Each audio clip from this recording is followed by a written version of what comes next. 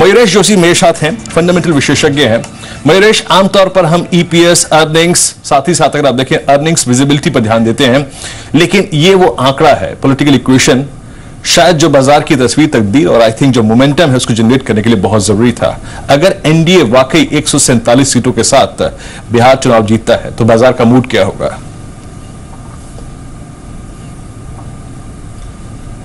Morning Virendra ji, I think clearly जहां तक elections का बात है, मैं कोई पॉलिटिकल एक्सपर्ट हूं नहीं, लेकिन जैसे आपके पोल दर्शा रहे हैं, आई थिंक एक पॉजिटिव सेंटिमेंट्स ही दर्शाएगा बाजार को, क्योंकि अगर I think the government comes through, I think एक स्टेबिलिटी मार्केट्स प्रिज्यूम करेगा कि अक्रॉस स्टेट्स अगर आती है तो राज्यसभा के नंबर्स स्टैकअप अच्छी तरह से हो जाएंगे अगले 1.5 से 2 साल में, जहां से रिफॉर्म स्टेबिलिटी आने में कोई दिक्कत नहीं होगी। तो yes, I think if the numbers that our poll is indicating come true, I think sentimentally positive for the markets.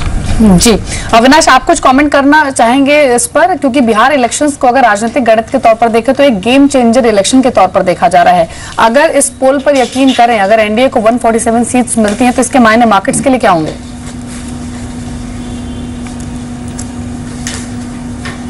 नहीं, बिल्कुल दीपाली, मुझे लग रहा है कि ये जो बिहार के इलेक्शंस है वो ओवरऑल मार्केट सेंटिमेंट को सिग्निफिकेंटली रीरेट करेंगे। मुझे लग रहा है कि अगर ये जी बिजनेस का पोल सही में एक्चुअली मटेरियलाइज होता है और सही में अगर एनडीए की सरकार बिहार में आती है तो आपको एक बहुत बड़ा रीरेटिंग नवंबर के महीने में देखने को मिलेगा।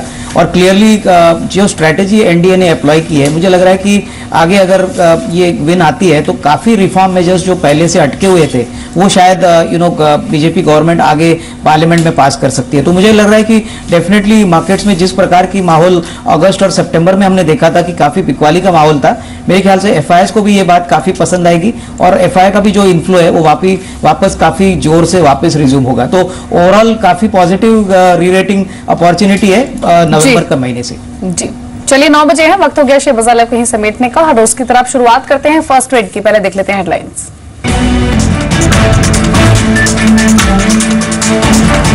नमस्कार, फर्स्ट ट्रेड में आपका स्वागत है। मैं हूं रजत वीरेंद्र, और फर्स्ट ट्रेड से पहले शेयर बाजार लाइव में जो आपको संकेत बताए थे वो तो अभी भी वैसे ही बरकरार है और अभी भी एसएक्स निफ्टी लगभग 50 अंकों पर कारोबार कर रहा है। जहां शुरुआत करते हैं फर्स्ट ट्रेड की, और आपकी आज ट्रेडिंग की रणनीति क्या हो उस पर बात करेंगे। फर्स्ट ट्रेड में सबसे पहले दर्शन एसएक्स निफ्टी के 818 का सर यहाँ पर लगभग 50 अंकों पर। लेकिन देखिए, जो चीज मैं कह रहा था, जो शुरुआत में डिस्कस किया उसको एक बार फिर से डिस्कस करने का वक्त है कि बहुत सारे इंडिकेटर्स की बात हमने करी। आपकी स्क्रीन पर आप देखें 22 अंकों पर 8163 पर निफ्टी कारोबार कर रहा है, देखते रहिए। लेकिन मैं एक और चीज जिसको कलेक्ट करना चाहूंगा आज सुबह, वो है फॉरेक्स मार्केट। कल अच्छी ट्रेजेक्टरी में रुपया क्लोज हुआ है और सही मायने में अगर आप किसी भी मार्केट्स की इक्विटी मार्केट्स में बुलिश हैं, अगर आप उस अर्थव्यवस्था पर बुलिश हैं, आप अर्निंग विजिबिलिटी देख रहे हैं, तो इसमें कोई दुराय नहीं कि उस देश की करेंसी जो है मजबूत होने की पूरी आपको उम्मीद है। और मैं वो कुछ देर में देखना चाहूंगा कि एग्जैक्टली रुपया क्या कर रहा है। देखिए, रुपया किसी भी सर्कमस्टेंसेस में अगर 65 के नीचे आ गया, दैट मीन्स आप समझ लीजिए कि एक अच्छा माहौल तैयार हो रहा है, अच्छा माहौल तैयार हो रहा है बाजार के लिए, कम से कम नहीं तो चुनाव के नतीजों से पहले के लिए। आपकी स्क्रीन पे देखिए 64 अंकों पर 8184 के स्तर पे, क्योंकि मैं इसलिए कह रहा हूं क्योंकि चुनाव से पहले, क्योंकि अभी कोई बहुत बड़ा ग्लोबल इवेंट लाइंड अप नहीं है।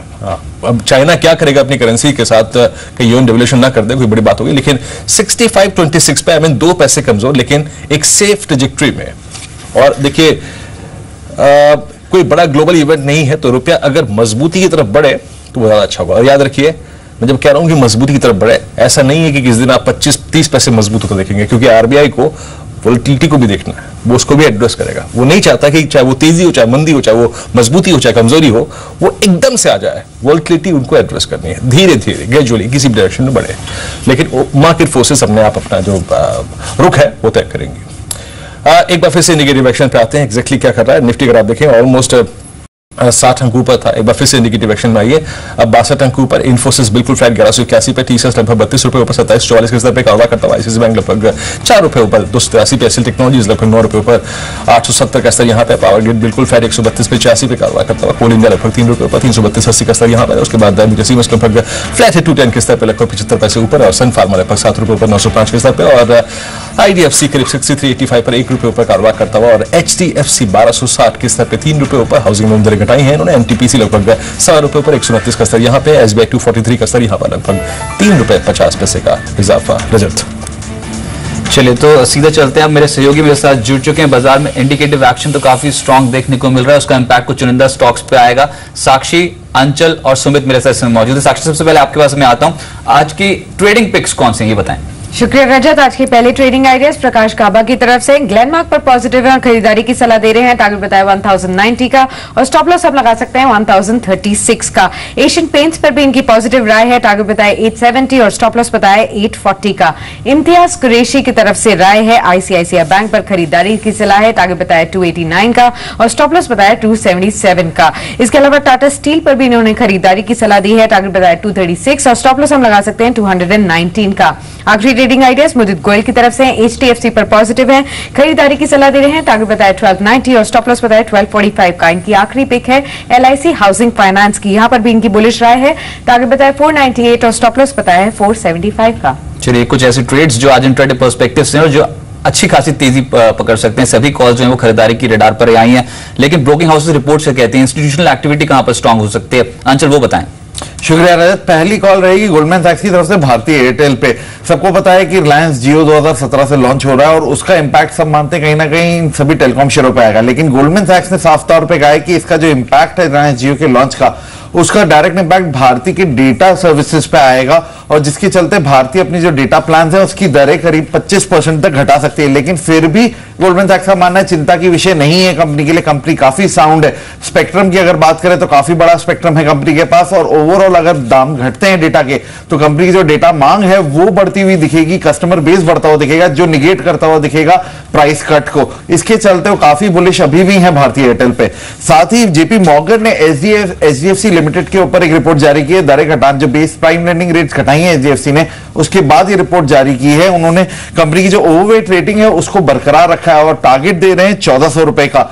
साथ ही इस बात पे जोर दिया जो कंपनी की एसेट क्वालिटी है उसमें जो एक इंप्रूवमेंट है वो जारी रह सकता है और तिमाही दर तिमाही एक इंप्रूवमेंट का एस्टिमेट लगाया जा रहा है। साथ ही ओवरऑल अगर आप आय की बात करें तो उनका मानना है FY16 के अंदर कंपनी की जो आय है वो एवरेज 20% की बढ़ोतरी दिखा सकती है।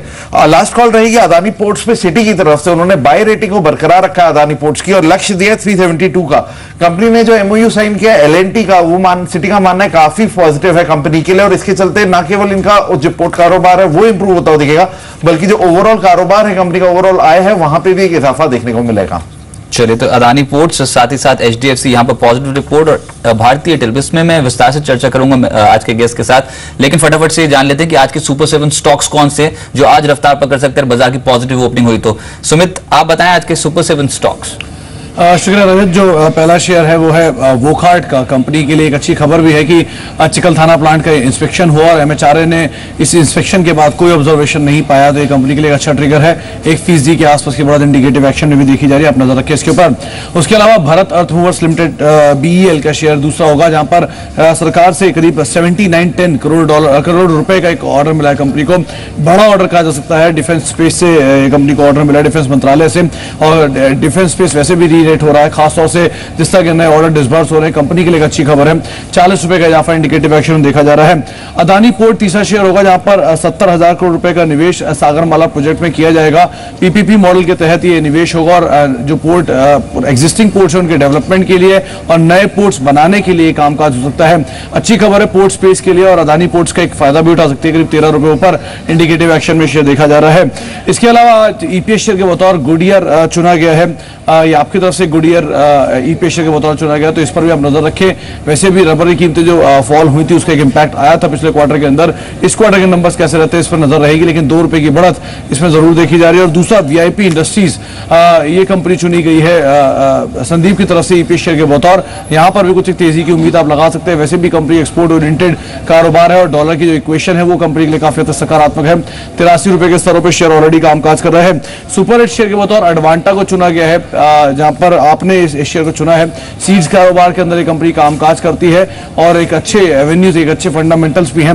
19 रुपए के आसपास की बढ़त देखने को मिल रही है इंडिकेटिव एक्शन में। और साथ ही साथ हीडलबर्ग सीमेंट ये आखिरी शेयर होगा, संदीप ने इसको चुना था बतौर सुपर 8 शेयर के बतौर के, तो एक अच्छी तेजी यहां पर भी आप देख सकते हैं। सीमेंट स्पेस में वैसे भी एक अच्छी री रेटिंग होने की उम्मीद लगाई जा रही है। 4 से 5 रुपए के आसपास की बढ़त देखी जा रही है। 78 के स्तरों पर शेयर कामकाज कर रहा है। चलिए, तो ये आज के अगर आप देखें सुपर 7 स्टॉक्स हैं। रजत, कुछ स्टॉक्स आप जोड़ना चाहेंगे आज की ट्रेडिंग सेशन के लिए? देखिए, जो स्टॉक मैं जोड़ना चाहता था वो आपने ऑलरेडी जोड़ चुके हैं। Adani port is looking pretty good. मुझको लगता है कि आज के दिन 325 से लेकर 330 तक जाने की उम्मीद किया जा सकता है। इसमें 314 के नीचे स्टॉप लगाइए और वो लॉन्ग साइड में ट्रेड कर सकते हैं। भारत फॉर्ज में भी कुछ मूवमेंट ऊपर की तरफ हो सकता है, वो उसमें आप 956 से 960 तक जाने की उम्मीद कर सकते हैं। इसमें 943 के नीचे स्टॉप लगा के ट्रेड कर सकते हैं लॉन्ग साइड में। अपार्ट फ्रॉम दैट मेरे ख्याल से सीएट जो है उसमें भी आप अब 1260 के नीचे स्टॉप लगाइए। 1293 से लेकर 1305 तक उम्मीद कर सकते हैं। CEAT is another counter which could show good bounce. Right मेरुश सीएट इनफैक्ट जो अभी पसंद है रजत की, इसी को मैं बात करना चाहूंगा। टायर स्टॉक्स कैसे लग रहे हैं आपको? सीएट, जेके, अपोलो, गुडियर, क्या मूव बन सकता है नतीजों से पहले? क्योंकि बीती तिमाही में भी यहाँ पर रबर की कीमतों में कोई इतना ज्यादा एस्केलेशन नहीं देखने को मिला, तो कहीं ना कहीं मार्जिन पिक्चर और स्ट्रांग हो सकते हैं इस तिमाही में भी। रजत, इसमें मेरे को सबसे बेहतर रजत माफ कीजिएगा जी, आपने सीएट पे बात की, मेरा सवाल जो था वो मयूरेश से था।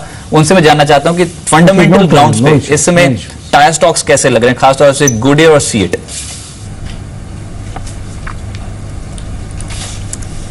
So tire stocks, I think we're remaining extremely bullish और optimistic. दो तीन मुख्य कारण है। एक तो oligopolistic market है, जिसका मतलब यही है कि 4 से 5 ऑर्गेनाइज प्लेयर्स हैं ऑर्गेनाइज मार्केट्स में, इसलिए आई थिंक जो प्राइसिंग प्रेशर्स होंगे टायर कंपनियों पे आई थिंक इतनी ज़्यादा नहीं होंगी। Yes, I think there is a threat of Chinese imports coming through. Chinese imports अच्छे खासे हुए हैं in the year gone by, specifically on the TBR side, which is a truck and the bus radial side. पर मुझे लगता है I think tyre companies are in a very sweet spot. I think जैसे मैंने pricing power की बात की, जैसे क्रूड और रबर की प्राइसिंग हम देख we're expecting rubber to stay in that range of 128 to 130 to 135 odd rupees, जिसका मतलब यही है कि जो मार्जिन्स है उसमें एक अच्छा खासा आई थिंक इजाफा हो सकता है। तो मुझे लगता है आई थिंक मार्जिन एक्सपेंशन हो सकता है clearly. I think with falling raw material prices और जो कैपेसिटी एक्सपेंशन किया है काफी प्लेयर्स ने, they probably done at the right time. So improving cash flows from both the OEM replacement market Goodyear. तो आई थिंक ऑप्टिमिस्टिक है हम tyre stocks के ऊपर। Goodyear, JK Tyre I think हमारे टॉप बेट्स हैं। सीएट हमें काफी पसंद आ रहा था, unfortunately close to our target price, इसलिए सीएट में भी आई थिंक जो निवेशक नीचे के लेवल्स पे ले चुके हैं दे शुड होल्ड ऑन। तो आई think extremely bullish on tyre stocks. Avinash, कोई आप छोटा स्टॉक ऐड करना चाहेंगे आज ट्रेडिंग पोर्टफोलियो में?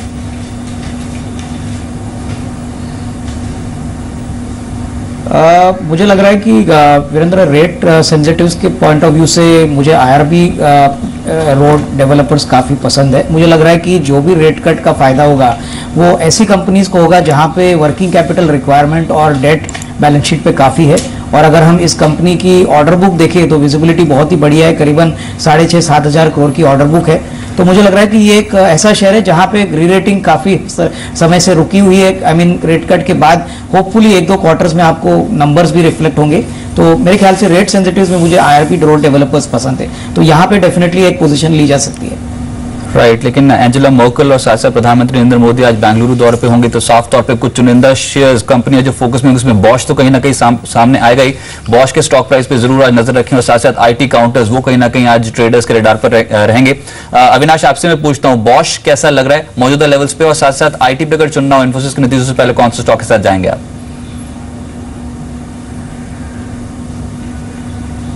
I think definitely Bangalore based companies की अगर हम बात करें तो बॉश में डेफिनेटली एक अच्छा मोमेंटम आपको देखने को मिल सकता है।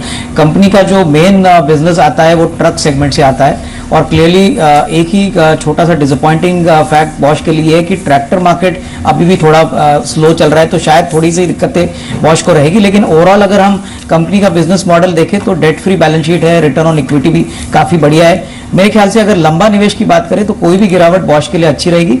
IT सेक्टर की बात करें तो मुझे लग रहा है कि इन्फोसिस और TCS ये दोनों ही शेयर्स रजत मुझे काफ़ी पसंद है। मुझे लग रहा है कि TCS इस क्वार्टर में शायद सब मार्केट्स को अपने नतीजों से पॉजिटिवली सरप्राइज कर सकती है। तो TCS पहले और दूसरे इन्फोसिस, मुझे लग रहा है कि फ्रंटलाइन में ही IT सेक्टर में रहना शायद ठीक स्ट्रैटेजी रहेगी। कल रजत मैंने अच्छा खासा टाइम डिवोट किया था ONGC को डिस्कशन में इस्तेमाल करने में। कल मेरे को पूरा भरोसा था कि ये स्टॉक चलेगा, कल चला भी। प्रकाश के साथ मेरा डिस्कशन हो रहा था और बात हमने ये की थी कि गिरने की भी एक हद होती है, लॉ ऑफ ग्रेविटी नाम का भी एक चीज होती है। और सारा का सारा जो बुरा दौर था एक से, चाहे वो ऑयल गैस कारोबार को लेकर हो, गैस ऑयल दोनों कारोबार को लेकर, सारी बुरी चीज इस प्राइस पर आप सुन चुके हैं। क्या ओएनजीसी लॉन्ग टर्म इन्वेस्टमेंट के प्रोस्पेक्टिव से, मैं एक बार फिर से कह रहा हूं, लॉन्ग टर्म इन्वेस्टमेंट प्रोस्पेक्टिव से रजत, ये इस जोन में बॉटम आउट हो गया है, इसके संकेत दे रहा है क्या? देखिए, बॉटम आउट होने की संकेत है इसमें, बट एक चीज बोलना चाहिए कि इसमें मुझको जो थोड़ा सा शंका है वो इसके लिए है कि इस बार वो जो ब्लैक मनी लॉ इनेक्ट किया गया उसमें से सरकार को जितना उम्मीद था उतने पैसा आया नहीं। उसके बाद में पीएसयूज को कहा गया प्रॉफिटेबल पीएसयूज शुड पे 30% और जो बाकी है उनको 20%। इस तरीका से ये जो सब्सिडी इनको शेयर करना पड़ रहा है, उसके बाद में इतना डिविडेंड देना पड़ेगा, तो ये कंपनी का ग्रोथ जब आएगा, जो फॉरेन एसेट एक्विजिशन के लिए जो पैसा जरूरत है वो कहाँ से आएगा? टेक्निकली इतना दिख रहा है कि अभी 240-50 का लेवल अगर पार कर ले तो ये ऊपर में वही क्रिटिकल लेवल जो पहले था डाउन साइड में 269, 270 वहां तक जा सकता है। जब तक वो लेवल क्रॉस नहीं करता है तब तक लंबी अवधि के लिए सोचना नहीं चाहिए, but definitely at this point in time it is looking quite positive. इसमें खरीदारी करना चाहिए। आज के दिन भी मैं उम्मीद करता हूं कि ये ऊपर की तरफ 249-50 तक लेके जाना चाहिए। इसमें जो दम है 237 तोड़ेगा नहीं, लेकिन पहले 249 टच करेगा, ऐसा मैं उम्मीद करके इसको बाय कॉल ही दूंगा। राइट मयूरेश, एजुकेशन स्टॉक्स कल के सत्र में बहुत एक्टिव थे। एवरॉन, एडुकॉम, कैरियर पॉइंट जैसे स्टॉक्स कोई रडार पर है आपके?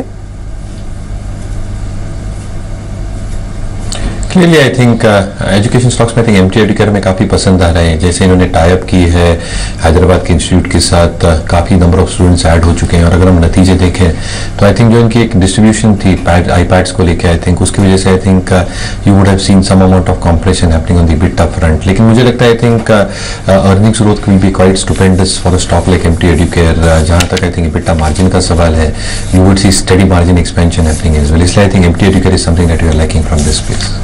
चलिए राइट, लेकिन आज कुछ शेयर्स जो एक्टिव हो रहे हैं उसमें एक तो यहाँ पर प्रभात डेयरी पे जरूर नजर रखें, और ये काउंटर कल भी काफी एक्टिव हुआ था, आज भी कहीं ना कहीं 6% ऊपर है। इंडिकेटिव एक्शन प्रभात डेयरी पे काफी स्ट्रांग है। हिडेलबर्ग सीमेंट आज की फास्ट मनी की कॉल है। हिडेलबर्ग सीमेंट में काफी तेज एक्टिविटी देखने को मिल रही है। इनफैक्ट जर्मन बेस्ड कंपनी, उसका कहीं ना कहीं इंपैक्ट यहाँ पर हिडेलबर्ग के स्टॉक प्राइस पे जरूर रिफ्लेक्ट होता हुआ नजर आएगा। साथ साथ मंगलम ड्रग्स पिछले कुछ दिनों में काफी एक्टिव है। मैग्मा फिनकॉर्प बहुत interesting play in fact valuation wise, और मैग्मा फिनकॉर्प पे इंडिकेटिव एक्शन बहुत स्ट्रांग आए। कैरियर पॉइंट में बात कर रहा था एजुकेशन स्टॉक्स की, वो 4% के ऊपर इंडिकेटिव एक्शन स्ट्रांग है कैरियर पॉइंट में। आईटीडी सीमेंटेशन कल भी एक्टिव था, आज भी काफी अच्छी एक्टिविटी देखने को मिल रही है। तो ये कुछ ऐसे काउंटर्स जहां पर इंडिकेटिव एक्शन काफी स्ट्रांग है, और निफ्टी तेज खुलने की उम्मीद है। अच्छी खासी तेजी आज बाजार पर देखने को मिल सकती है। 8100 के पार, इनफैक्ट 8176 के लेवल में, माफ कीजिएगा, 55 अंकों की स्ट्रेंथ शुरुआती टिक्स में। बिल्कुल रजत, करीब 53 अंकों पर करीब 8170 का स्तर। निफ्टी का लगभग 2.5% ऊपर, और लगभग 90 अंकों पर सेंसेक्स 0.5% ऊपर, लगभग 17756 के स्तर पे। आई थिंक ये बैंक निफ्टी है। आई थिंक देखिए, बस ये जो 100 पॉइंट है, याद रखिएगा 17,843, ये सबसे क्रिटिकल होगा। मैं इनफैक्ट देख रहा था आज सेंसेक्स को क्या हो गया, आज इनफैक्ट बैंक निफ्टी लगा के रखा गया यहाँ पर, दैट्स गुड। लेकिन निफ्टी करीब 41 अंकों पर, 0.5% ऊपर, लेकिन वक्त लेगा आई थिंक, क्योंकि जो चीज देखने लायक है कि बैंक निफ्टी अगले 1 घंटे में, आधे घंटे में, 10 मिनट में, 15 मिनट में 17,803 के साथ कैसे बिहेव करता है। आगे बढ़ते हैं, निफ्टी के बाद, सेंसेक्स के बाद, बैंक निफ्टी के बाद आप देखिए टाटा मोटर्स एक बार फिर से लीड करता हुआ, लगभग 3% ऊपर, बॉश 2% ऊपर, डॉक्टर रेड्डीज, एनटीपीसी, टेक महिंद्रा, वेदांता। आज अच्छे स्टॉक्स हैं लेकिन एग्रेसिव स्टॉक्स नहीं है। अगर आप देखें अभी बैंक्स की, अगर आप देखें नुमाइंदगी नहीं दिखी। उसके बाद आप देखिए सेकंड स्लाइड में आईसीआईसीआई बैंक, हिंडाल्को, मेटल्स में एनएमडीसी और आइडिया, एक्सिस बैंक, तो 2 प्राइवेट बैंकिंग काउंटर्स यहां पर सेकंड स्लाइड में आते हुए। और तीसरी स्लाइड और दिखता हूं इनफैक्ट, तीसरे स्लाइड में अगर आप देखिए कौन से स्टॉक हैं, उसमें Grasim, hero MotoCorp, yes bank, Abuja cements, Wipro. देखिए जरा सीमेंट स्पेस पे नजर रखिएगा। सीमेंट्स ने कल एक कंप्लीट सरप्राइज पैकेज दिया था, और सीमेंट सेंटर ऑफ अट्रैक्शन बन सकता है रिस्क रिवॉर्ड रेशियो के अनुसार, वो भी क्लियरली विजिबल था चार्ट पे, डिस्कशन किया था हमने यहाँ पर। बीओबी बैकफुट पे खड़ा है, Cairn India, Kotak Mahindra bank, Hindustan bank, Bajaj auto, तो आई थिंक इवनली डिस्ट्रीब्यूटेड है। आप देखें बैंकिंग सेगमेंट, कुछ स्टॉक्स गेनर्स में, कुछ स्टॉक्स लूजर्स में आपकी स्क्रीन पे। लेकिन पहली स्लाइड में Vijaya bank, Andhra bank, corporation bank, bank of Maharashtra, mid cap banking में आई थिंक जो नॉन बैंक निफ्टी स्टॉक्स हैं, लाइक जो बैंक निफ्टी की 12 स्टॉक्स की बास्केट है, उससे जो बाहर स्टॉक्स है वहां पे तेजी है। और बाकी कर्नाटका बैंक, एक्सिस बैंक तेज है, south Indian bank, Canara bank, state bank of India लगभग 0.5% ऊपर, लेकिन इसको एक स्ट्रगल करना पड़ेगा 250 के साइकोलॉजिकल बैरियर के साथ। आगे बढ़ते हैं, एचडीएफसी 0.5% बिल्कुल फ्लैट, माफ कीजिएगा। इंडियन ओवरसीज बैंक बैकफुट पे है। जुबिल फूड्स 12 रुपए ऊपर, वॉकहार्ट ₹42 चिकित्सा प्लान से अगर आप देखें, एक अच्छी खबर है इनके लिए। टेक महिंद्रा लगभग पौने ₹8 ऊपर कारोबार करता हुआ 577 के स्तर पे। और स्टॉक्स इन न्यूज का आंध्रा बैंक, कैनरा बैंक, दोनों ही स्टॉक्स स्लाइटली द पॉजिटिव बायस, 98 यहाँ का इजाफा है। BL ₹34 ऊपर, टाटा स्टील और अदानी पोर्ट्स ई काउंटर जहां पर इस वक्त थोड़ा सा देखिए बायस पॉजिटिव है। लेकिन मेटल शेयर्स क्या कर रहे हैं? I think flat slightly with positive bias. SAIL, Vedanta, Bhushan Steel, Hindalco और टाटा मेटैलिक्स लगभग 80, 85, 55, 40% का इजाफा यहाँ पर है। लेकिन ये है वो स्पेस जिस पर आपको नजर रखनी है, चाहे वो ACC हो, चाहे वो अल्ट्रा हो, चाहे अंबुजा सीमेंट्स हो, चाहे वो JK सीमेंट हो, जाए ये कि लक्ष्मी सीमेंट हो। इस स्ट्रक्चर पे, इन सेक्टर पे नजर रखकर चलिएगा। रिस्क रिवॉर्ड रेशो और हर दौर का एक फ्लेवर होता है, याद रखिए। और ये एक फ्लेवर बन सकता है, इसके अगर आप देखें क्लियर चांसेस हैं। एक दौर भी है, मैंने अक्टूबर का महीना अब सीमेंट स्टॉक से बात करने के लिए, और एक्यूमुलेशन हमेशा इसमें देखा गया है। सीमेंट्स के बाद आइए क्या अच्छा लग रहा है इस पर देखते हैं। IT shares, Infosys flat, TCS flat, HCL technologies ICU से बाहर, अब करीब 865 के स्तर पे। विप्रो करीब ₹5 ऊपर और टेक महिंद्रा लगभग ₹7 ऊपर। शांत, बिल्कुल शांत, लेकिन हर निशान में इस वक्त पूरा का पूरा IT फ्रंटलाइन स्पेस। ऑटो शेयरों की शुरुआत कैसी हुई है? फोर्स मोटर्स में अगर आप देखें, वही शुरू हो गया दौर जो आज से लगभग 3 महीने पहले था। ₹91 ऊपर, ₹12 ऊपर SML Isuzu और बैकफुट पे आयशर मोटर्स। कल के स्ट्रॉन्ग मूव के बाद टाटा मोटर्स लगभग ₹9 ऊपर और M&M बिल्कुल फ्लैट कारोबार करता हुआ 1274। उसके बाद यहाँ पे अगर आप देखें BL, बड़ा एक ऑर्डर इनको मिला करीब 3.25% ऊपर, ₹37 के इजाफे के साथ 1281 पे। अच्छा चार्ट है, याद रखिएगा इसको अपने ट्रेडिंग पोर्टफोलियो में नहीं, इनफैक्ट इन्वेस्टमेंट पोर्टफोलियो में अगर रखना चाहते हैं तो। और प्रभात ढेरी अगर आप देखें, यहाँ पे रिलायंस ने अपनी कंपनी के जो शेयर खरीदे उसके बाद लगभग 126 का स्तर, लगभग ₹7.5 ऊपर, ₹9 का इजाफा। यहाँ पे 37 पॉइंट्स अगर आप देखें, 8156, आधा % ऊपर, थोड़ा सा स्टेबल होने की कोशिश करता हुआ निफ्टी। रजत, इस ओपनिंग पर रिमार्क्स आपके? ये मुझको ये काफी पॉजिटिव ओपनिंग लगा, लेकिन एक चीज है कि 8170 से लेके 8190 जो रेंज है निफ्टी का, वो पार करके चले तो वो 8224 जो मैं उम्मीद कर रहा था उसी के पास जाएगा। अगर कोई कारण से ये 8125 के नीचे फिर चला जाता है तो थोड़ी सी वीकनेस आएगा, but still I would consider this market as a buy on dips. Right, buy dip की मार्केट बनी हुई है, लेकिन 81-50 के लेवल के अब नीचे आ गए। 28 अंकों के आसपास की जो बढ़त है वो निफ्टी पे देखने को मिल रही है। जो मूवर्स है फटाफट से वो देख लेते हैं। टाटा मोटर्स फिर से लीड कर रहा है और बॉश, जैसे मैंने कहा था, वो आज फोकस में रहेगा। एंजेला मर्केल, प्रधानमंत्री नरेंद्र मोदी जो है वो बेंगलुरु दौरे पे हैं, तो साफ तौर पर बॉश जैसी कंपनी, बेंगलुरु बेस्ड कंपनी कहीं ना कहीं फोकस में आ जाती हैं।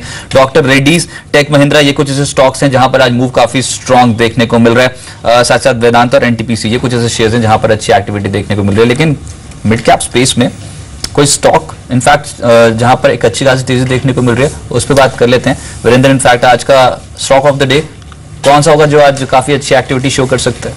जी हाँ, आज का स्टॉक ऑफ द डे क्या होगा आइए देखते हैं। आज का स्टॉक ऑफ द डे है मान इंडस्ट्रीज। 106 पर बिल्कुल फ्लैट कारोबार कर रहा है। यहाँ पर करीब 52,000 करोड़ का कारोबार हुआ है। आज का स्टॉक ऑफ द डे मान इंडस्ट्रीज आपकी स्क्रीन पर 106 पे। देखिए ये स्टॉक बिल्कुल ठंडा पड़ा हुआ था, बिल्कुल ठंडा पड़ा हुआ था, लेकिन मैंने इसे क्यों पिक किया, इसके कारण है। मैं पहले डेली पे चलता हूं। डेली पे देखिए ऑलमोस्ट 15 सितंबर के बाद से ये स्टॉक ठंडा पड़ा हुआ था, लेकिन 50 डे एक्सपोनेंशियल मूविंग एवरेज के ऊपर था। ये इंडिकेट कर रहा था कि भी ठंडा पड़ा हूं, लेकिन मैं जिस दिन भी, जिस सेशन में भी, एक क्रिटिकल लेवल है ₹108.30 का, और अभी भी वो क्रिटिकल होगा, याद रखिएगा 108.30। जब मैं काटूंगा तो मैं इनफैक्ट एक अगस्त के मिड का एक छोटा सा गैप है उसको पार करने की कोशिश करूंगा, लेकिन अगर मैं पार करूंगा तो कम से कम नहीं तो मैं आपको 118 से 119 रुपए तक का मूव दूंगा। देखिए मेरा लेवल जो था 108.30 वो तो कट गया। और देखिए डेली से ज्यादा मेरे को जो चीज अच्छी लग रही थी वो था इसका वीकली चार्ट्स। वीकली चार्ट्स पे मैंने क्या आइडेंटिफाई किया, देखिए अगर आप इसका पिछला हाई देखें इसी दौर का, वो था करीब करीब 129-130 रुपए का, और उससे भी पहले का अगर आप हाई देखें, उसकी बात मैं नहीं करूंगा, लेकिन वो 150-180 के जोन थे। वीकली चार्ट पे 200 वेमा यानी 200 वीक एक्सपोनेंशियल मूविंग एवरेज को आपका 100 और 50 काटने की कोशिश कर रहे हैं। इनफैक्ट 50 वेमा ने इसके 200 वेमा को पॉजिटिवली ऊपर की तरफ काटा है, और शायद एक दो हफ्ते बाद 100 वेमा भी काटेगा, 100 वेमा भी काटेगा। ये एग्जैक्टली रिफ्लेक्ट कर रहा है कि एक बेस फॉर्मेशन एक्सरसाइज जो है वो 99 से लेकर 105 और 102 के क्लस्टर में पूरी हो गई है। मान इंडस्ट्रीज पर नजर रख के चलिएगा, आई थिंक थोड़ा हार्डल इसको 108-30 पे और शायद 110 पे मिलेगा, लेकिन उसके बाद अगर मोमेंटम राइड करना है, थिन वॉल्यूम्स पे काम करना है, तो ये अच्छा स्टॉक हो सकता है। याद रखिएगा, एक डिस्क्लेमर है, कोई ट्रेड करें, इन्वेस्टमेंट करें, पोजीशन लें तो अपनी राय लें निवेश सलाहकार की, लेकिन ये एक एडवाइस होती है, ये एक अच्छा स्ट्रक्चर पिक करना होता है जो कि अभी बैकफुट पे खड़ा है लेकिन आने वाले कुछ सेशन में डिलीवर कर सकता है। रजत, आई नो कि ये बहुत एग्रेसिव स्टॉक नहीं है लेकिन इसमें रिवॉर्ड अपेक्षाकृत काफी अच्छा खासा है, इसको देखते हुए आप क्या कहेंगे? देखिए, मैं तो इसमें यही कहूंगा कि 108 रुपया 30 पैसा के ऊपर में ट्रेड करने से इसमें एटलीस्ट 115 तक की एक मूवमेंट मिल सकता है, बट अच्छी खासी मूवमेंट जो है वो 130 के ऊपर ही आएगा। तो फिलहाल 108 रुपया 30 पैसे के ऊपर चले तो 104 रुपया 90 पैसा या 80 पैसा का स्टॉप लॉस लगा के 115 का उम्मीद करके आप ट्रेड कर सकते हैं। जब तक 108.30 नहीं क्रॉस करता है तब तक इसमें थोड़ा सा देखिए कैसी वॉल्यूम आता है, नहीं होता है, उसी के ऊपर में आपको ट्रेड लेना चाहिए। राइट, लेकिन कुछ शेयर्स जो एक्टिव हुए हैं, मान इंडस्ट्रीज पे तो फोकस करें, आज का स्टॉक ऑफ द डे है, फिलहाल 3.5% से ज्यादा के रिटर्न दे रहा है, लेकिन गोइंग फॉरवर्ड यहाँ पर ट्रेजेक्टरी काफी स्ट्रांग रह सकती है, ये आपके पोर्टफोलियो में अच्छे रिटर्न्स दे सकता है, इसको ट्रैक करें। साथ ही साथ कुछ शेयर्स जो मैं फोकस में इस समय बाजार खोलते ही प्रभात डेयरी काफी एक्टिव हुआ है। इनफैक्ट कल इंपोर्ट ड्यूटी बढ़ने की खबर निकल के आई थी और डेयरी शेयर्स एकदम से यहाँ पर एकदम से फैंसी बनते हुए नजर है, जिसमें प्रभात डेयरी कल दोपहर से ही काफी अच्छी एक्टिविटी दिखा रहा है, लगभग 8% के आसपास की तेजी, 126.60 का लेवल। और डेयरी काउंटर्स आज भी काफी एक्टिव, प्रभात डेयरी आज फास्ट मनी की कॉल भी थी, अच्छी तेजी पकड़ी, 126.80 के लेवल पर पहुंच गया है। साथ साथ कुछ अन्य शेयर्स जहां पर आज एक्टिविटी देखने को मिल रही है, उसमें फिर से यहां पर मंगलम ड्रग्स आज 3.5% ज्यादा का रिटर्न देता हुआ एक अच्छी तेजी बनी है। Mid cap small cap space में ज्यादा खरीदारी दिखनी रही है। आईटीडी सीमेंटेशन एक और शेयर जहां पर आज ट्रेडर्स जो काफी बेट लगा रहे हैं, इनफैक्ट शुरुआती टेक्स आईटीडी सीमेंटेशन के काफी स्ट्रॉन्ग आए, 13% की तेजी यहां पर देखने को मिल रही है। रजत जी, आईटीडी सीमेंटेशन चार्ट स्ट्रक्चर क्या बता रहा है? I don't track that counter. I would not be able to comment on that. Right, चलिए आईटीडी सीमेंट को रजत ट्रैक नहीं करते, उसको स्किप करते हैं, कुछ और काउंटर्स को देखते हैं जो कि टेक्निकली साउंड है या फिर जहां पे मोमेंटम है। इस वक्त देखिए इंडस्ट्रीज बहुत कुछ डिलीवर करने को इस वक्त तैयार नहीं लग रहा है, निफ्टी हार्डली 27.2 पर है, मोमेंटम बाजार में कम है। आई थिंक मोमेंटम थोड़ा सा बाजार में कम है, ट्रेडर्स के लिए रिस्क रिवॉर्ड अच्छा नहीं लग रहा है आज ट्रेडर्स को, तो वो थोड़ा बैकफुट पे ही है, बहुत एग्रेसिव कॉल्स नहीं है। बैंक निफ्टी नेगेटिव में है। देखिए बैंक निफ्टी का जो नर्वस करने वाला जोन है ना, वो पूरा का पूरा वही है। आज सुबह वाली कमेंट्री जरा एक बार फिर से दिखा देंगे तो क्या था, 17,850 100 डेमा 50 डेमा, वो दो जोन याद रखिएगा, 17,720 से लेकर 17,850 100 डेमा और 50 डेमा। सुबह जो मैंने आपको कहा था 17,708 से लेकर 17,802, ये सबसे क्रिटिकल, ये 200 डेमा और 100 डेमा थे, इनको पार करना मुश्किल होगा, अब तक एटलीस्ट वो हो रहा है। चलिए अब हटिए यहाँ से एक बार फिर से, और कुछ काउंटर्स, हीरो मोटोकॉर्प 2520 के स्तर पे ये डिलीवर करता हुआ, उसके बाद बजाज ऑटो, इसको देखते हैं एग्जैक्टली बजाज ऑटो क्या कर रहा है। बजाज ऑटो इस वक्त लाल निशान में करीब 18 रुपए नीचे, आज मोमेंटम वाकई कम है, मोमेंटम वाकई ही कम है बाजार में। फिर देखिए आप एक एसीसी लगभग ₹1.25 ऊपर बिल्कुल फ्लैट कारोबार करता हुआ, मोमेंटम स्टॉक्स हैं ही नहीं आज। टाटा मोटर्स लगभग 7 रुपए ऊपर, रेफरेडीज 84 रुपए ऊपर। डिफेंसिव्स एक बार फिर से अगर आप देखिए अपना रोल प्ले करते हुए, डिफेंसिव्स में मयूरेश 2105 पे, लुपिन पर आपकी राय आज के लिए, और इनफैक्ट मीडियम टर्म प्रोस्पेक्टिव से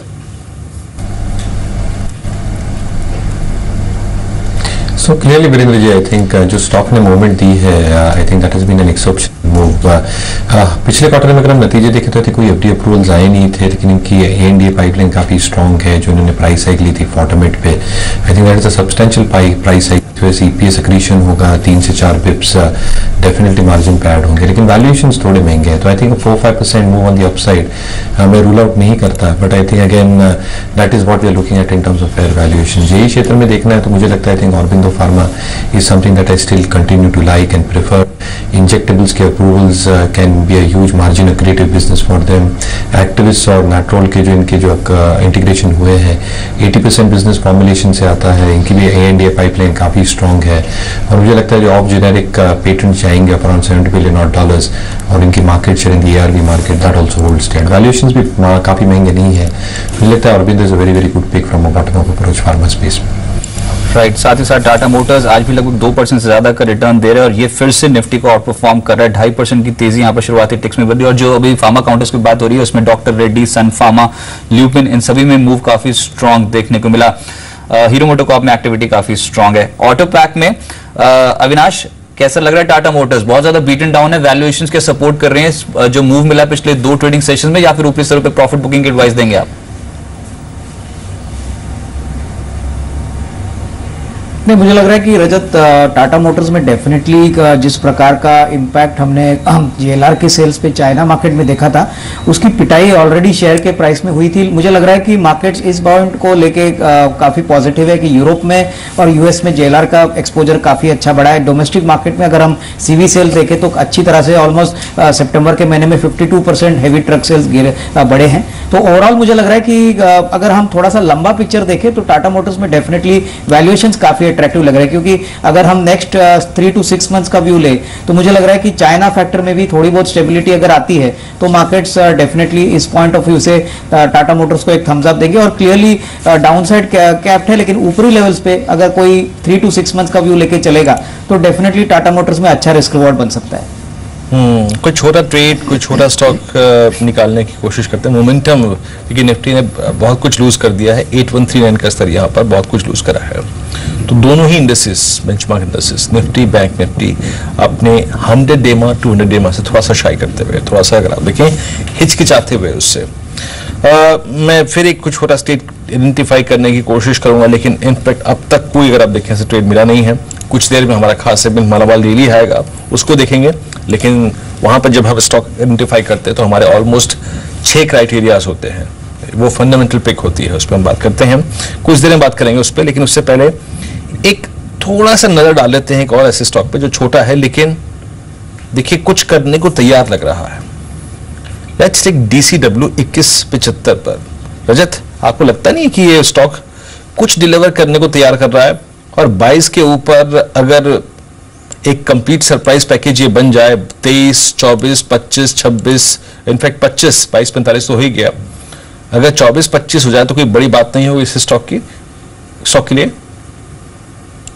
22, 22.5 के ऊपर चलने से इसका टारगेट बन जाएगा 25 से लेके 26 रुपया 70 पैसा। 2670 क्रॉस करना मुश्किल है, वहां तक टारगेट आप बना के इसमें ट्रेड कर सकते हैं। इसमें सबसे बड़ी सपोर्ट जो है वो 20 रुपया 25 पैसा से लेके 19 रुपया 30 पैसा तक। वाकई अगर आप देखें, मैं इसको अभी आर्ली चार्ट्स पे देख रहा था, एक था हाई 22 सितंबर का, वो था 2155, उसको पार किया है 22-20 का स्तर यहाँ पे। तो यहाँ पे नजर रखिएगा, छोटा स्टॉक है लेकिन डिलीवर कर रहा है। देखिए अगर ये आपको इंट्राडे में 24-25 रुपए दिखा दे तो कोई बहुत बड़ी बात नहीं होगी, क्योंकि डिलीवर कर रहा है। देखिए गिरते बाजार में भी, स्थिर बाजार में भी, ठंडे बाजार में भी कुछ स्टॉक्स होते हैं जहां पे मोमेंटम होता है, और मेरे ख्याल से DCW इस वक्त वही है।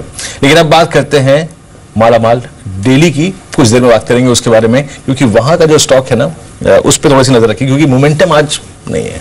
आज ट्रेडिंग एक्टिविटी बाजार में कम लग रही है। दरअसल कल इतना कुछ हो गया है ना रजत, कल इतना कुछ हो गया है कि आज के लिए कुछ छोड़ा ही नहीं था ट्रेडर्स ने, तो वो अभाव तो बाजार में इस वक्त क्लियरली विजिबल, ठंडा है बाजार। 30 अंकों के आसपास की तेजी। माइंट्री ये एक स्टॉक है जो इस समय फिर से रडार पर आ रहा है और फिलहाल 1573 के लेवल पे कामकाज कर रहा है। मयूरेश, IT स्पेस पे आपकी राय, स्पेसिफिकली माइंट्री, क्योंकि आज चुनिंदा IT काउंटर में जो खरीदारी हो रही है उसमें माइंट्री में प्रोमिनेंटली यहाँ पर खरीदारी हो रही है। क्या लगता है यहाँ पर नए लेवल्स छूने के लिए तैयार है? वैल्यूएशन कैसी लग रही है स्टॉक की आपको? So clearly, I think at this point of time, top tier IT company is something that we are preferring. Niche players जो हैं mid cap IT में I think अच्छा खासा कर चुके हैं, तो मुझे लगता है जो valuation comfort है वो in the IT space top tier names ही आएगा। जो cross currency impact आएगा, शायद थोड़ा I think EBIT margin में जो फर्क पड़ेगा, Q1 में जो wage costs और visa costs देखे थे, I think उसकी वजह से I think जो IT कंपनी की पिटाई हुई थी, I think IT companies are more or less stable now. Client mining अच्छी खासी हो रही है, and yes there will be profit warnings HCLTech की अगर हम बात करें तो I think there is some amount of confusion जैसे, लेकिन प्राइस करेक्शन ने देखा है HCLTech में, लगता है I think it becomes a good opportunity. तो I think top tier IT names is something that I'll continue to prefer. Infosys, TCS हो, Tech Mahindra हो, HCLTech हो, I think ये सारे shares can deliver good numbers, good results. और अगर 4 से 5 quarter का व्यू हो तो I think all these should deliver both in revenue terms as well as volume terms. Right Mayuresh, बहुत बहुत शुक्रिया आपका मेरे साथ जुड़ने के लिए और बाजार पे अप्रोच बताने के लिए बहुत शुक्रिया। कहाँ पर खरीदारी करनी चाहिए, कहाँ पर बिकवाली, वहां पर राय देने के लिए बहुत शुक्रिया। लेकिन रजत जी आपके पास आता हूँ।